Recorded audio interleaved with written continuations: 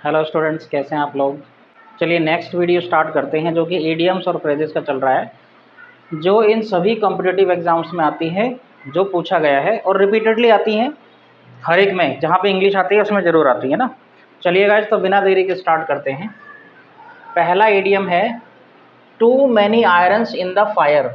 देखिए guys, fire मतलब आग, और आयरन्स जो है ना, यहाँ पे आयरन्स का मतलब है लोहे की छड़, क्योंकि कहावत जो है ये लोहार से आया है। लोहार क्या करता है, भट्टी वगैरह होती है ना उसकी, जो उसमें कई सारी लोहे की छड़ रखी रहती हैं, तो इसका मतलब वो बिजी रहता है उस काम में।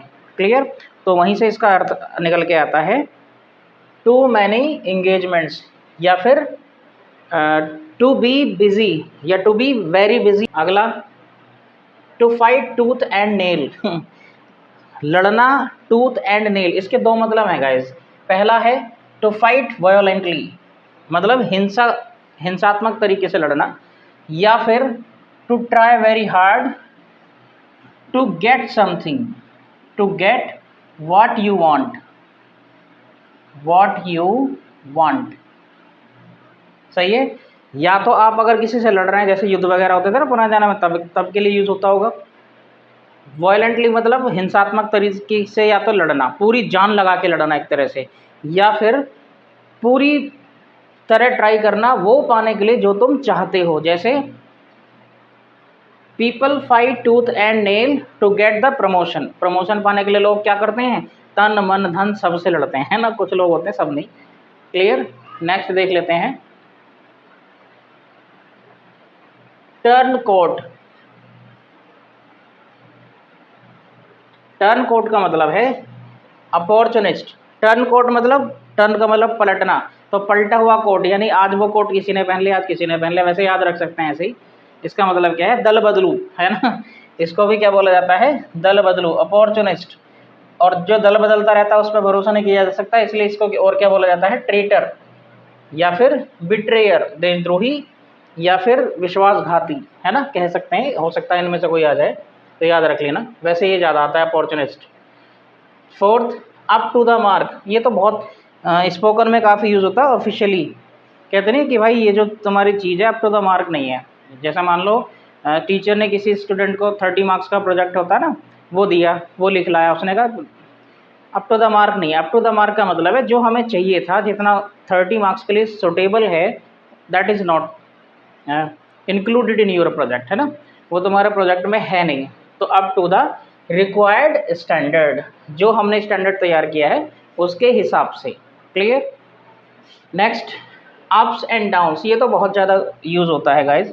उतार चढ़ाव, है ना, जीवन में क्या कुछ बोलते नहीं लोग कि जीवन में यार उतार चढ़ाव तो चलते ही रहते हैं, उसके लिए यूज़ करते हैं अप्स एंड डाउन्स, यानी चेंजेस इन फॉर्च्यून, या फिर राइज एंड फॉल, उठना और गिरना, या फॉर्च्यून का मतलब भाग्य में जो बदलाव होते रहते हैं, या फिर विसिसिट्यूड। विसिसिट्यूड हो सकता है वन वर्ड में आपको दे दे। विसिसिट्यूड का मतलब है उतार और चढ़ाव, यानी चेंजेस इन फॉर्च्यून। जैसे life has many ups and downs, या you have to face many ups and downs in your life. Clear.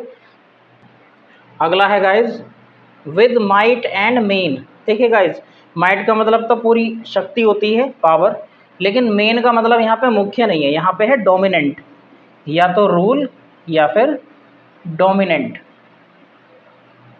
सही है। तो शक्ति, वो भी इतनी शक्ति कि आप वहाँ डोमिनेंस कर लें, है ना, डोमिनेंट बन जाए वहाँ पे।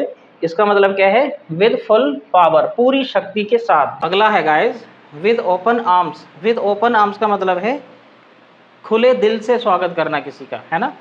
इसका मतलब क्या हुआ, अ वार्म वेलकम। कैसा वेलकम, जो कि काइंड है और फ्रेंडली है, यानी दयालु, दया से भरा और दोस्ताना है। ऐसा कैसे, कुछ होते हैं ना, घर पे पहुंच जाओ तो मुंह बना लेते हैं, अरे यार कहाँ आगे, पानी पिलाना पड़ेगा चाय, लेकिन कुछ क्या, अरे हाँ यार बहुत दिनों बाद, तो वो कैसे करते हैं welcome, warm welcome. People welcome other people with open arms, मतलब खुली बाहों से स्वागत करते हैं उनके कि आओ यार।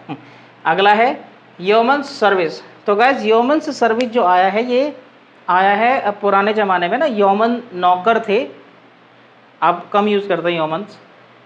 तो वो बहुत ही बेहतरीन तरीके से काम करते थे जो उनको सौंपा जाता था, तो वहीं से आया है ये।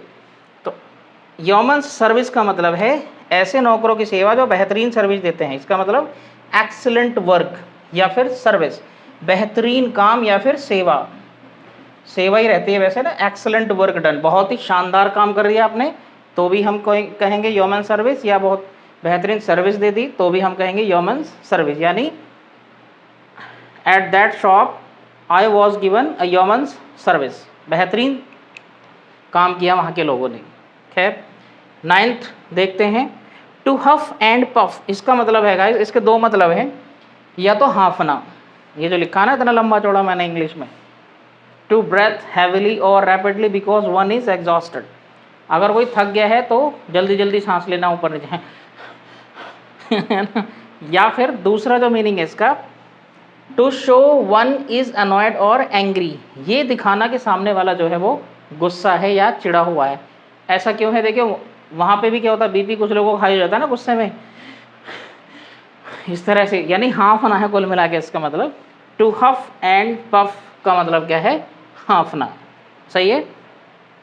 जैसे many people are in the habit of huffing and puffing easily. Last है टू डिग अराउंड, डिग का मतलब खोदना, राउंड का मतलब चारों तरफ। तो वैसे तो चारों तरफ कुत्ता खोदता फिरता है, लेकिन खोदता किस लिए, वो हड्डी मिल जाए कहीं से, है ना, या उसे छिपाने के लिए या उसे निकालने के लिए। लेकिन जब इंसान खोदता है तो वो खबर पता लगाने के लिए करता है, यानी टू इन्वेस्टिगेट, है ना, मूवी में देखा होगा कब्र तक खोद डालते हैं, याद रख लेना वहाँ से आप इसको, छानबीन करना। या फिर to find some information about someone और समथिंग, किसी व्यक्ति के बारे में या किसी चीज़ के बारे में इन्फॉर्मेशन यानी खबर इकट्ठा करना। क्लियर। तो उम्मीद है आपको सब समझ में आ रहा होगा, और चैनल पे नए हैं तो सब्सक्राइब करना बिल्कुल ना भूलें। ऐसे ही बहुत सारी इंग्लिश की, मतलब आपका डर ख़त्म होने वाला इंग्लिश का, इस चीज़ से आप निश्चिंत रहें।